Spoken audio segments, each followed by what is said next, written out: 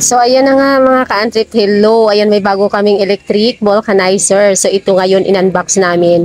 Ito yung aming unang electric vulcanizer. Kasi before, mano-mano lang kami. Yung krudo-krudo, ayan, yung kulay puti na yan, niya yan, yung kanyang plate, patungan niya nitong parang niya, ng piston niya. Para pag mainit, hindi mo basta-basta ilalapag sa sasahig or baka naman may mapaso or baka mapaso ang paa mo.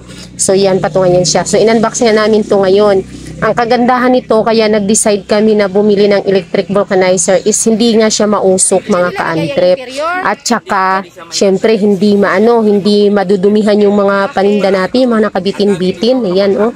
At saka ito mabilisan, di ba? Hindi mo kailangang bantayan talaga, kagaya nung mano-mano na baka masunog yung interior. Nangyari na kasi yan dito sa amin lagi, eh. Ilang beses na yung sobrang busy, naiiwanan yung interior, nasunog na. At tapos ito siya kasi may ayan yung siya automatic na nag-o-off siya, para siyang oven na pag napababa siya, sinet mo siya ng 6 or 7 minutes yan, unti-unti siyang pababa. Ayan yung plate niya. Hindi pala dyan, una kasi nilang ginawa, nilagay nila yung plate na puti na yan, tapos inilagay ang tube.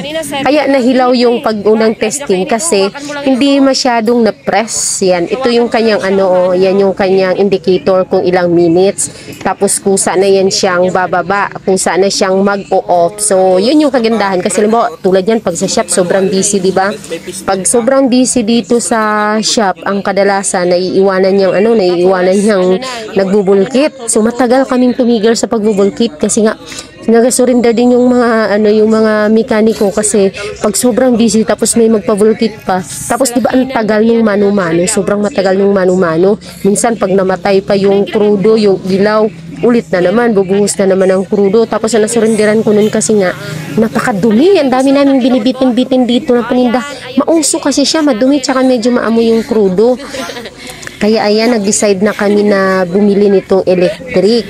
So ayan, may mga nagsabi na mayroong mas magandang brand.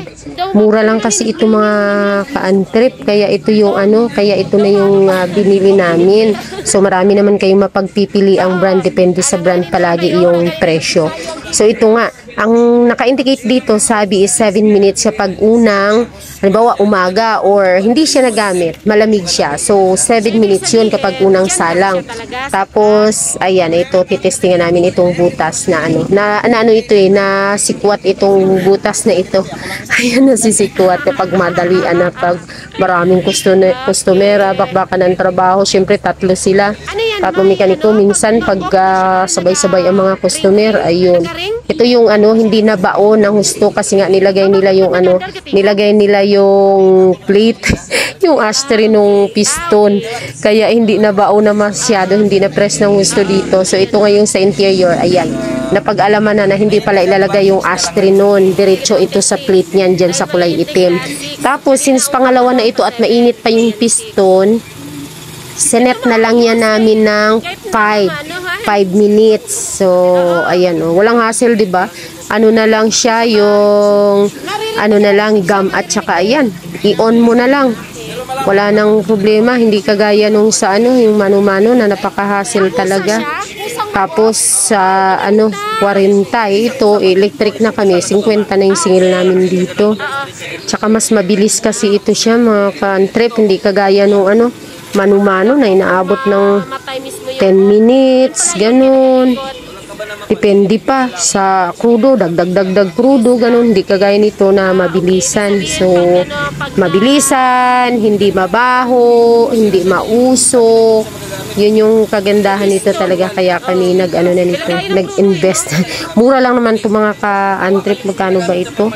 Hindi ko lang nasigurado, hindi ko na nga pala natingnan ang resibo kung magkano to. Ayan siya, ayan, ikot-ikot mo lang para lang siyang oven or yung microwave na i-twist mo lang kung ilang minuto. So sa pangalawang salang, nag 5 minutes lang kami.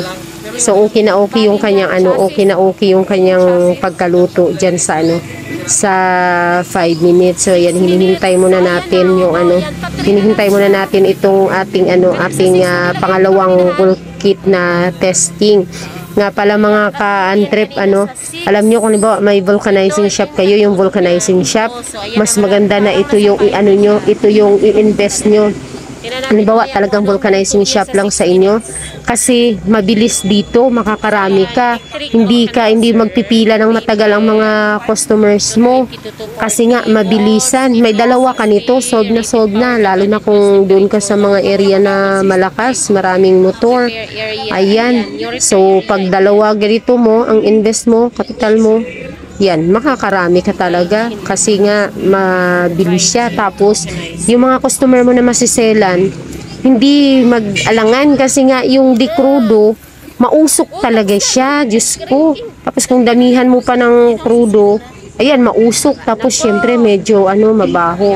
So, ito nga yung niya, yung kanyang box, kaka-unbox lang namin to. Ayan, mga voltage niya, dyan nakalagay.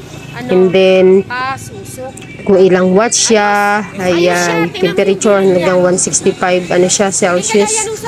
Raijin ang nito, brand. So, maraming brand. Yan lang yung bili namin kasi medyo mura-mura siya. So, at least meron na. Tapos, depende na lang ito sa pag-ingat. Sa pag-ingat na lang ito mga ka-antrip. Kagandahan yan, may fuse. May fuse siya. So, kung masira, kung pumutok, ganun, fuse lang. So, ito na, tapos na yung ating, 5 minutes dito sa, dito sa interior. Ayan. Brand new yung interior na yan. Nasikwat lang yan. Kaya binulki. Oh, ayan siya. Oh. Ayan. Oh, di okay. Okay na siya. So, ayan. Kung ikaw may vulcanizing shop, ayan, ka na, ito ka na sa elektriko. Ayan, medyo pa nga, medyo sunog na. Medyo sunog na siya. Ayan, so siguro sa mga, mga 3. Pag ganyan na sunod-sunod, mga ka-antrip, pag ganyan sunod-sunod, bagong salang, mainit, sa salang ulit. 3 minutes, pwede na. 4 minutes. Ayan. Para diretso at tuloy-tuloy. Okay siya. Kaya, na tayo dyan. Ayan siya. So, yan yung kagandahan. Kaya, ayan, happy ako. So, hopefully, sa susunod or kung ilang mga months, siguro December, ayan. Yan ang indicator niya. Napakadaling i-operate mga ka-antrip. Halimbawa, asawa nyo, taga-bulkit, may vulcanizing shop kayo, tapos busy. Kayang-kaya ni Mrs. Kayang-kaya ko ito mga ka-antrip. Ipapatanggal ko lang ang interior sa gulong. Tapos punasan lang natin yung interior. Tapos lalagyan ng gum. Tapos dyan, isasalang na. Kayang-kaya natin makakatulong tayo sa operation ng ating vulcanizing shop. Lalo na kung busy asawa mo. So, ayan, yung mga binitin-bitin, di ba? Mauso kasi.